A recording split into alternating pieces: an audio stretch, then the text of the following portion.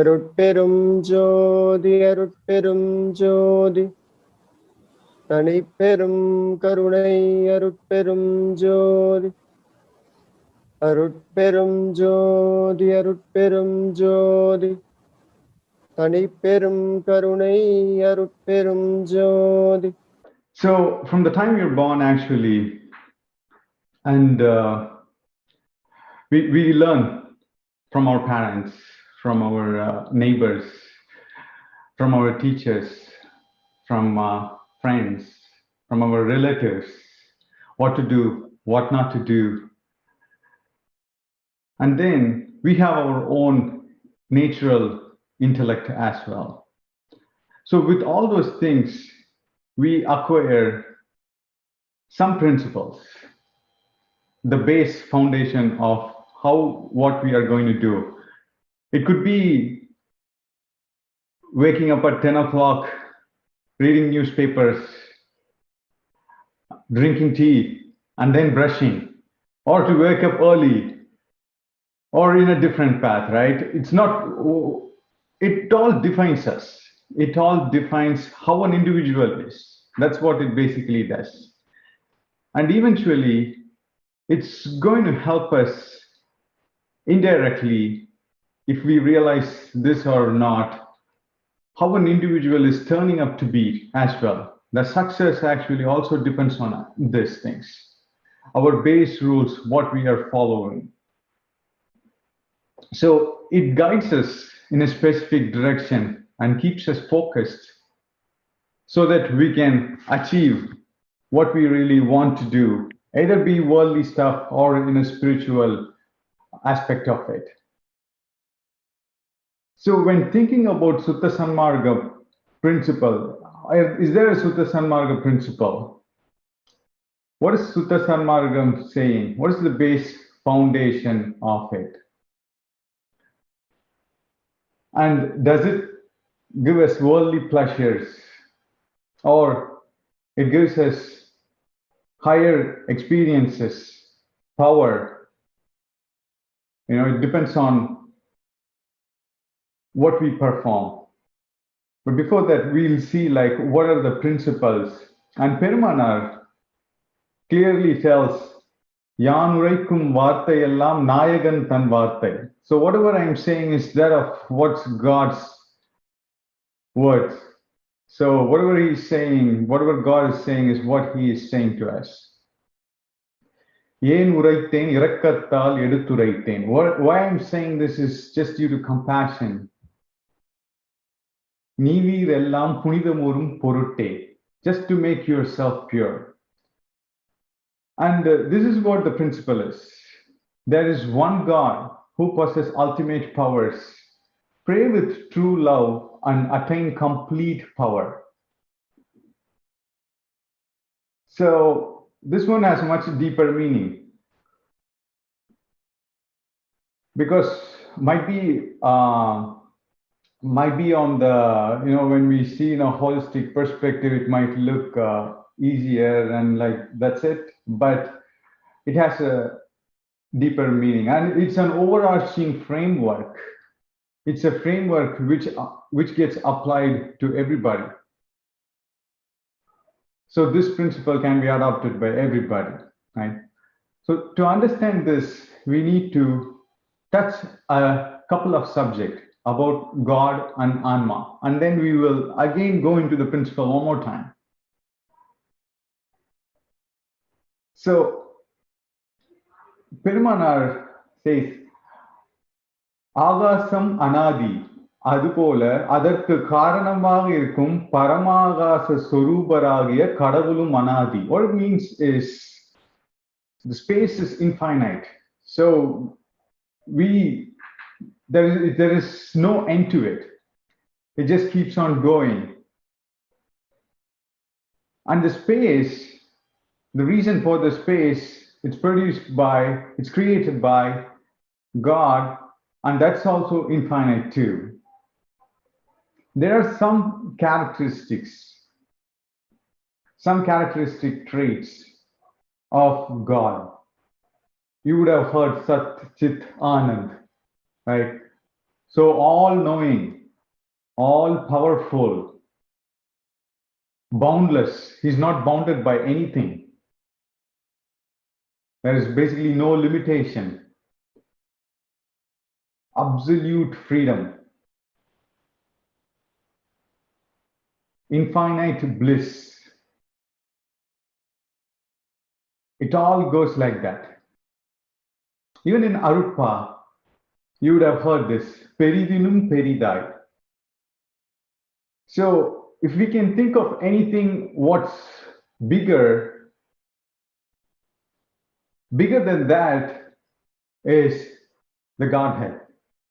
Siridinum Siridai. So if you can think anything which is smaller, minute, atomic, or even nanoatomic, or even if there is a lesser one than that, the Godhead is even smaller than that too. Aridinum Aridai. So if something is rare, Godhead is our rarest thing. So overall, it can't be contained or put in, a small one and say like, this is how it is. So there are lots of infinite, eternal, it's a forever thing, right? That's why it's said like God is everywhere. So it cannot be bounded by anything. But now let's look at Anma. So this one here, the key point here is ஆன்மாக்கள் எல்லாம் இயற்கை உண்மை ஏகதேசங்கள். So now, if you remember some of our previous sessions, we have spoken about this. Is நான் யாரெனில் நான் ஆன்மா. So I'm an atom. I'm an atom. And I possess the power. சிற்றணு வடிவினன் கோடி சூரிய ஆற்றலை உடையவன். So I have the potential of hundreds and thousands of sun. So இயற்கை உண்மை is the natural truth, and Godhead is the natural truth. Perumal says this in multiple places. Natural, இயற்கை உண்மை, இயற்கை அறிவு. So it is all the natural truth. It's the naturality. So the God is actually, he is in the nature itself. And we as Anmakal, as souls, actually have a sample of it. That's what's called as Egadesangal. So Anmakal ellam iyarkai unmai Egadesangal. So just some sample of it. For instance, if we are going to test containment of bacteria in the ocean, right? Like we always test our beaches in here, and sometimes they post a sign saying like, oh, you know what, the beaches are not safe. There is containment of this bacteria, that bacteria. So we advise you not to go for swimming. Right? So what happens there? They basically go ahead, take a test tube, small test tube, and then get some water in the beach, and they perform the testing. So that is Egadesanga. So just a small quantity, a very minute quantity of the whole sea, right? It's totally even, it can be compared, but at the same time, it is part of that. So the next one is Kadavul Samugatil. There is some place in God's space, there is some space called as Anma Gasangal. I don't know if you want to picture it as like a science fiction movie. There is something called as Anma Gasan. There is a space where all these souls are there. So Anma Gasatil Anukal Santanamayamai Nirambi Irikkindrana. All these souls, which are us, they are there in that space. And the Anukkalukku, those are us basically. Anma என்பதே பொருள். So those atoms are called as souls, basically. So these atoms, which are souls, are present in what is in a separate space called as Anmagasam. And even in Siddhantam, that's called as a Kevala Nilai, Kevala state. You might think right now also we are in the same state, huh? But that's what's called as in Siddhartha. That's the name given to that. And then when it gets a body, from that space, it gets a body, it is allocated, it's assigned a body, and that's called as Sagaja Nilai. And then it becomes as Jivan, Uyir. And that's when it has all the artificial characters, feelings, limitations. So now, when we look at the character traits of the Jivan or Uyir, and then if you compare with what we were talking about, the God, even though we are Ekadesangal, we are a sample of it, we have lots of limitations. We have lots of artificial feelings. So what's the natural feeling? The natural feeling is compassion. But we inherit all those malangal in the middle too. And then there is a Mula Malam, it's called Anava Malam. Then Kanma, Maya, goes on. So our body are with limitations. We can do whatever we want. I can't lift this home. I cannot make rain come at this point of time. We are bounded.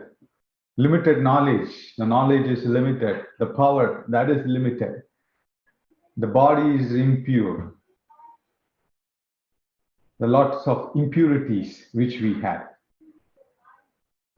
So in Jivagaranyam, Perumal says in the first line, people who have taken the human body in this world need to realize and achieve the soul's ultimate gain before the end of life.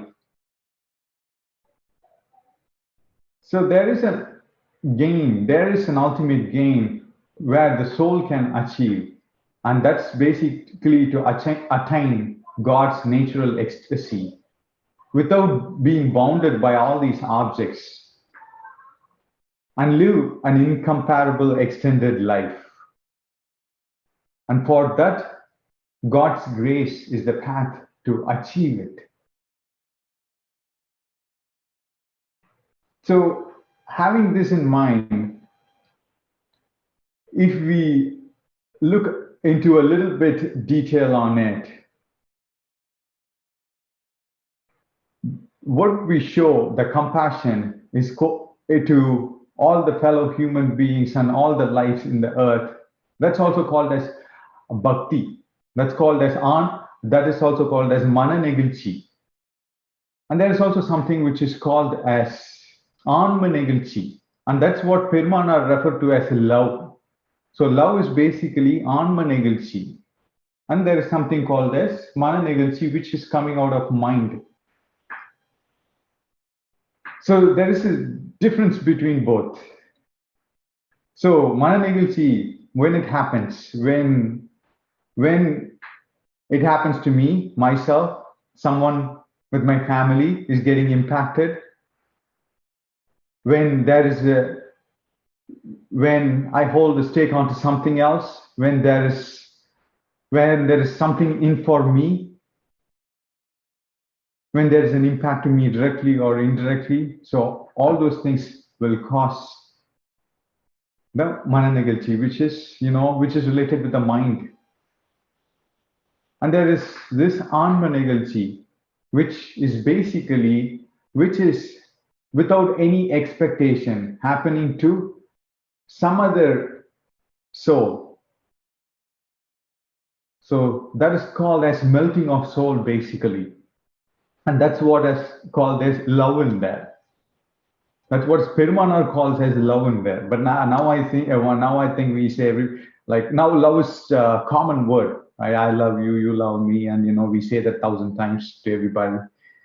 So that's been a very overused common word.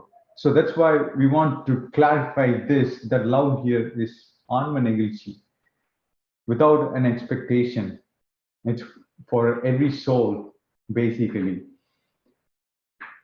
And the formula to get there is basically compassion only leads to love. So compassion towards fellow human beings and to all the souls in the world leads to love. And through that love, actually, you attain the grace and then the experience of God.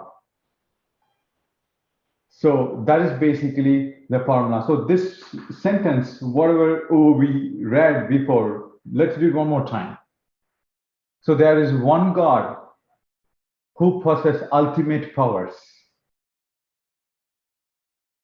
So there's only one God who possesses ultimate powers, infinite being, eternal. Pray with true love. The true love is Anmanegilchi. And then there is a formula behind it. Through compassion and through grace, we attain this Anmanegilchi and then get to the complete power. So this is how it's been defined in the principle.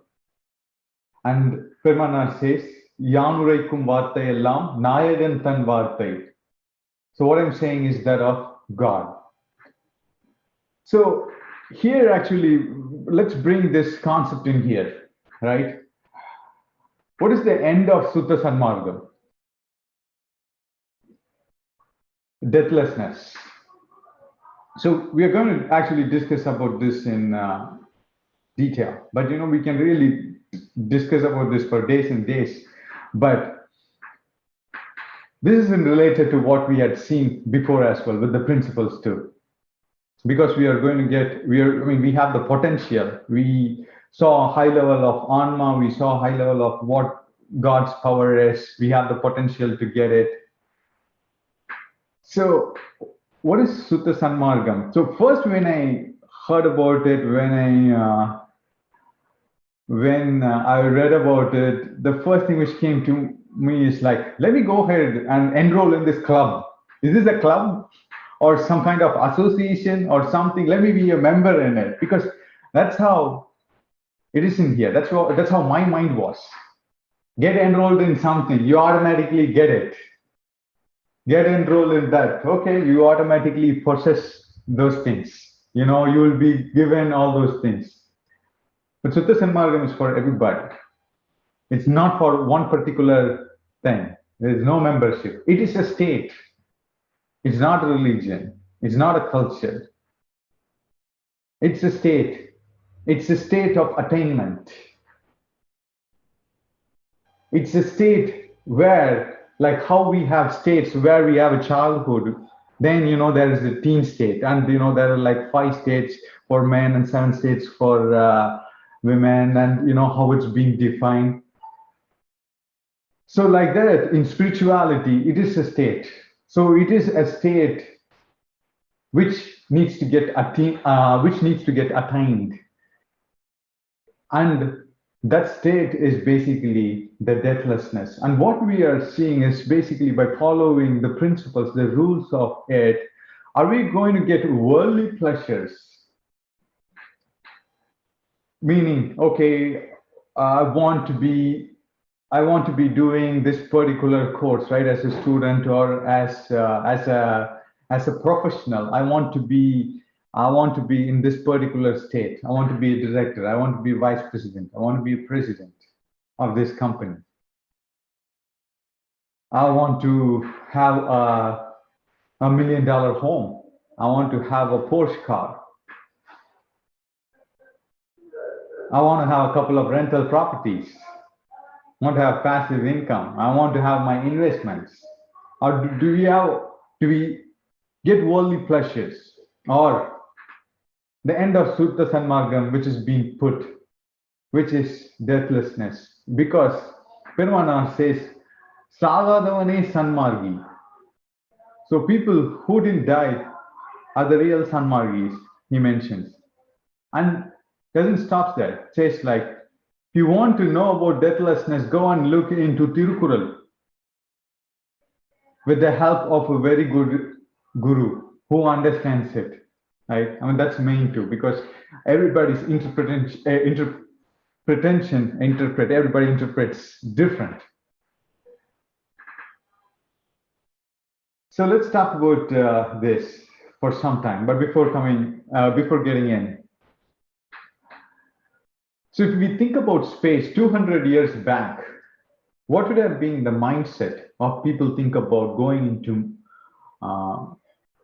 space missions, right? Going into moon, and and going into Mars. If you know about this or not, there are even some sites which are saying they're going to sell lands in some planets in space in Mars. So I don't know if it's fake or if it's true or whatever it is. But that is the mentality we are in.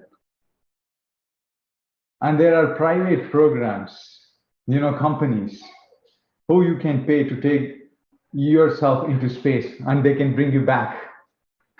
Multiple countries have this program. They're offering it too. So now all those things are possible. And 200 years back, was it even reality at that time? So okay, let's take a current example, which happened a couple of weeks back. This has been a bit myth before. Not sure how many of you had heard about this, what's called this UFO, unidentified flying objects. This is like a saucer, like a saucer, right? Like a saucer, flying saucer, going in hypersonic speeds. So this has been a myth before. This had been a myth before because lots of people have cited those things. And there have been lots of controversies like, oh, this is probably government trying to come up with some kind of things. But there are lots of photos, videos, which has been leaked by the US Navy recently, which appeared to show some mysterious flying objects in the American airspace. So what happened was, like, these things, government know these things, like, oh, these things are mysterious. And some of them had made public recently that they have allotted like 22 million, close to that, basically, for that initiative designed to investigate these sightings, these UFO sightings. What's the reason for identifying or investigating, right? Just to see if there is a threat to us, right? And to understand more about it. So they've been trying to investigate this for some time, and that program has been recently closed now, and they have disclosed it to the public. They haven't said that what was the findings, but they have disclosed that at least, they were spending millions of dollars, and they have investigated that. So there are some things still which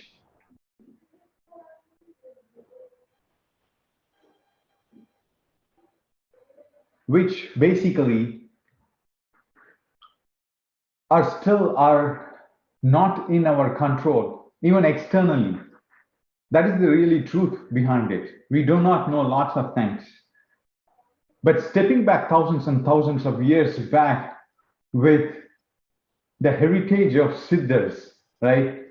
Pattanatha, Tirunavukarasar, Sundarar, Tirunana Sambandar, Manikavasagar. All the Siddhas basically were able to do something with the body and able to get merged with the elements, with the natural elements.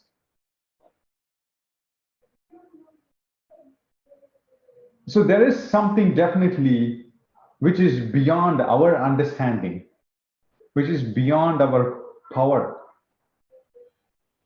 So to unlock those potentials, we have been, especially in our area, in those part of the area, might be it might be all over the world too, right? But that's what we know of. They were trying to unlock those potential, trying to get to a different state, trying to fully get into it. And they have merged with earth, water, fire. All those things had happened, right? And they had written lots of stuff about it.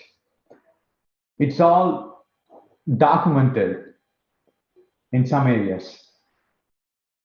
So is this deathlessness going to be an instant like this? Definitely not. It's going to take years and years. Perumal has also one time had said, oh, what I have gone through, if a stone had even heard it, it would have even melted. A mountain would have even melted, right? What I would have gone through. So there is lots of pain to go through, all those things to get to that state of it. It's not going to be definitely an instant. Because what we are looking is basically for instant gratification, right? For anything, instant food, we just want to enjoy the taste. Our food looks good. Anything. How do I get it particular instant? How do I get it this in a minute, 5 minutes, 10 minutes, 10-minute cooking, right? 30-minute cooking, instant gratification. What do I get it right now? That is how we are. So from the historical artifacts, it doesn't look like it's going to be instant, right? Instantaneously, it's not going to happen. But there are some things actually which would help us, which clearly paves the path and tells us these are all the stages. There are different types of bodies to even before reaching there. And all these kind of bodies are clearly documented and clearly said, oh, if you attain this body, this is how it's going to be. So if you attain this body, this is how you are going to be. So all these things are clearly documented. Some of them, Perumal clearly tells you have to experience it. This thing you have to experience it, right? Because if there is a food which we haven't really experienced, for example, let me say like, this food, chimichanga. Chimichanga is a Mexican dish. I don't know how many you know or not, but I think it's a Mexican dish. They use it in Spanish communities in here. It tastes good or whatever it is, right? So without experiencing the dish, how would we say, how would we feel it, right? It's all we have to experience. So this is basically Suttha Sanmargam's experience. That's when we get to the next state of it.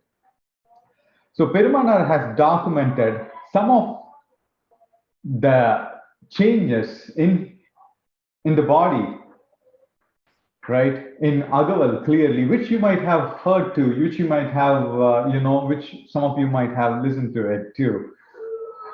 The physical changes which the body went through. And after this too, there are lots of stages too. So there are lots of steps in there. So we'll look at some of those. தோலெல்லாம் குலைந்திட சூழ்நரம் வனைத்தும் மேலெல்லாம் கட்டவை விட்டு விட்டியங்கிட. So this comes under the last sections of Agaval. Agaval is something what he has realized, experienced inside himself is what he's saying. So he says, Tolelam kulaindida. So the skin starts disintegrating. It's not in the same way it is. Soolnaram vanaithum மேலெல்லாம் கட்டவை விட்டு விட்டியங்கிட. So the nerves started to project actually in the body all over. என்பெல்லாம் நெக்கு இயலிடை நெகிழ்ந்திட மென்புடை தசையெல்லாம் மெய்யுற தளர்ந்திட. So என்பெல்லாம் is bones, basically. So the bones were hard, and then it started to get flexible. You can see babies' bones are really flexible. They can do Padmasana and all those things when they are like 8 months, or well, not in 8 months old, when they are like in a couple of years old, very easily. You know, all those asanas are like, you know, it would be natural. When they start to sit down first, you know, that's in the leg position, if you see it, they'll be so flexible. So that's the flexibility we are talking about. Right now, our bones are so hard. We try to bend down or we try to do any asana, you would see how flexible we are, how, because our bones, they are not cooperating with us. So what the bones are happening is the bones are slowly turning to be flexible in here. That is neck. Okay. So என்பெல்லாம் நெக்கு கியலிடை நெகிழ்ந்திட மென்புடை தசையெல்லாம் மெய்யுறத் தளர்ந்திட. So தசையெல்லாம். So Tasayalam is muscles.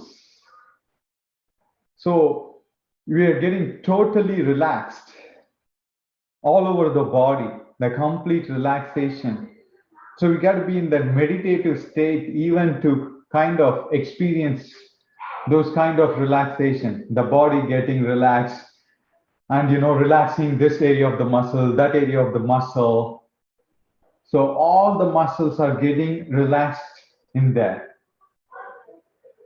ரத்தம் அனைத்தும் உள்ளுருகிட சுக்கிலம் உரைத்திட பந்தித்து ஒரு திரள் ஆயிட.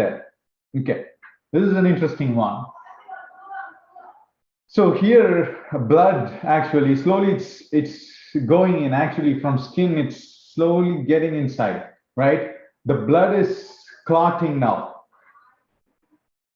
The semen is all getting into one place. மடலெல்லாம் மூளை மலர்ந்திட அமுதம் உடலெல்லாம் ஊற்றெடு தோடி நிரம்பிட. So மடலெல்லாம் மூளை மலர்ந்திட அமுதம். You would have seen this in many sculptures. How in the head, you know, ஆயிரம் இதழ் தாமரை and, you know, the lotus blowing and all those things. These are all the indications, basically. Those were all the indications of what are going to happen when it is in that state of time, right? Because they wanted to show it outside, because they had experienced all those things. So they want everybody to experience, and the easier way is to show those things. So now actually in the head, changes in the head starts happening. So nectar starts secreting from the head and it flows throughout the body. So மடலெல்லாம் மூளை மலர்ந்திட அமுதம் உடலெல்லாம் ஊற்றெடு Todi நிரம்பிட. So the body is now filled with nothing but nectar, which actually came from the head. ஒண்ணுதல் உயர்த்திட ஒளிமுகம் மலர்ந்திட தண்ணிய உயர்பினில் சாந்தம் ததும்பிட. Sweat in the eyebrow center, the face is starting to bloom, right? It's blooming because of the peace, actually, the complete sense of peace in the life. The blissfulness, this we are talking about is permanent peace. Whatever happens, the permanent peace, and that is the santam they are referring to in here. உன்னகை தோற்றிட ரோமம் பொடித்திட. உன்னகை, happiness from inside. Unnagai, nagai is our smile from outside. We know smiling through our mouth, that's an indication of our happiness. So unnagai is from inside. That's happening. The happiness from inside. Unnagai thotrida, Romam poditida. The hairs are all starting to fall basically. It's just coming off the body. Kannir perugi kal valindodida. So tears from the eyes throughout the body. It just goes through. And then it keeps on going. It doesn't stop there. It just keeps on going, and that will take the complete session. But one other main thing, which is indicative of all the stuff, is he's saying, Yennaye yenakku thandu arul oliyal yennai veditha entani anbe. So you gave yourself to me in the form of grace, and my body went through the chemical change. It went through the body is changing here completely. Ennai vedithal, vediyal matrangal. Udambil vediyal matrangal. It's going through these transformations.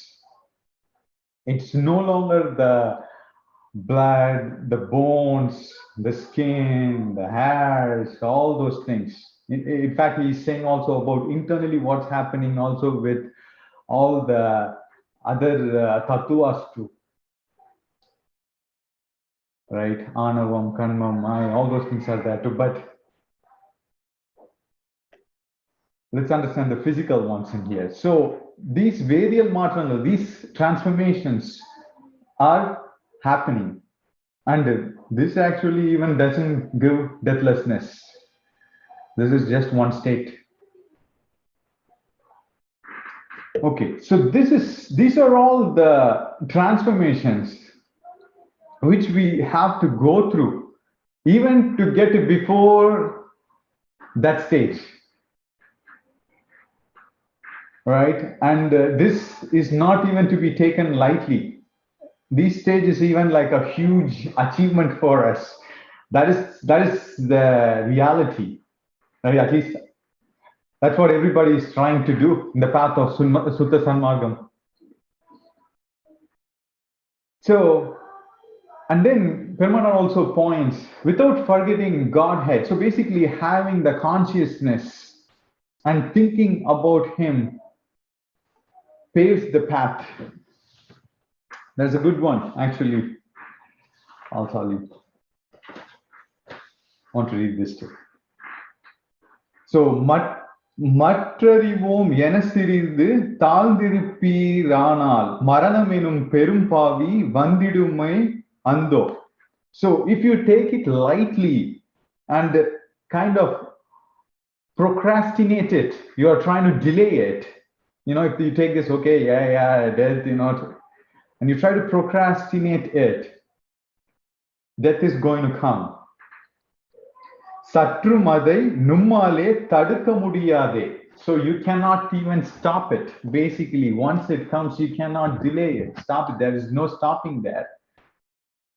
Samarasa Sanmarga Sangattavargal Allal. Oh, this is when after that I said, let me go ahead and join this association and club so I can stop it. This is how my thought process was initially. But then I realized, oh, no, it's not joining an association. It's a state. It is something which has to be experienced, which is something needs to be practiced. It is a different thing. It's not something which I get enrolled and we get a card, shiny card, and then we show the card. No, it's not like that.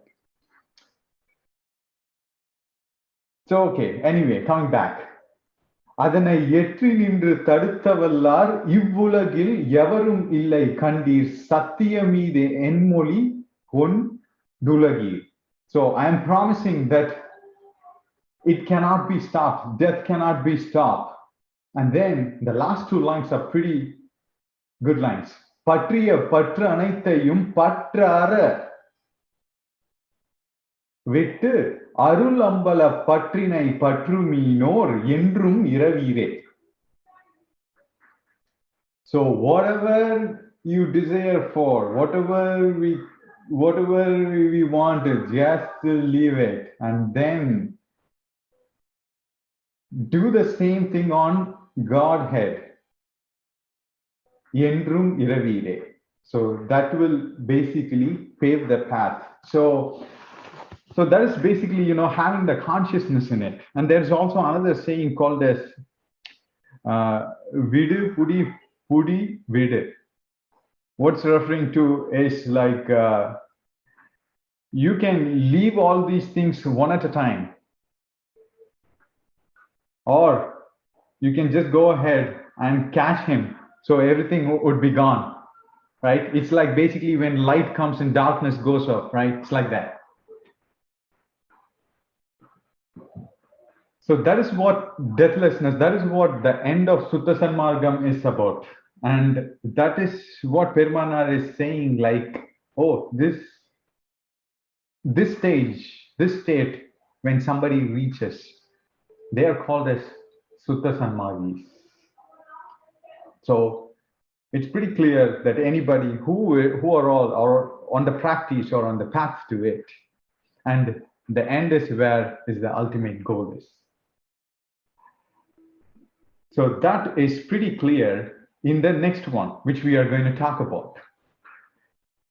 So in the next one, we are going to see is basically to attain to that state, right? What do we really have to do to get to that state?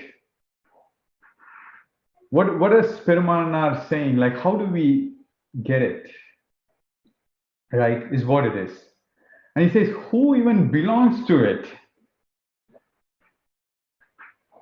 So he says, giving up caste, religion completely without any attachment. Jadi acharam, desa acharam, kalacharam, kiriyacharam, samayacharam, madacharam, maravacharam. All kind of acharangal. Give it out. That is the patru. That is the desire we are talking about. But why is it said like that? Is we will be confined to a particular group. We will try to help only to a particular group of people if we have the desire towards it, if there is attachment in it. And at that time, compassion is basically violated there. That is the reason why it is being said there.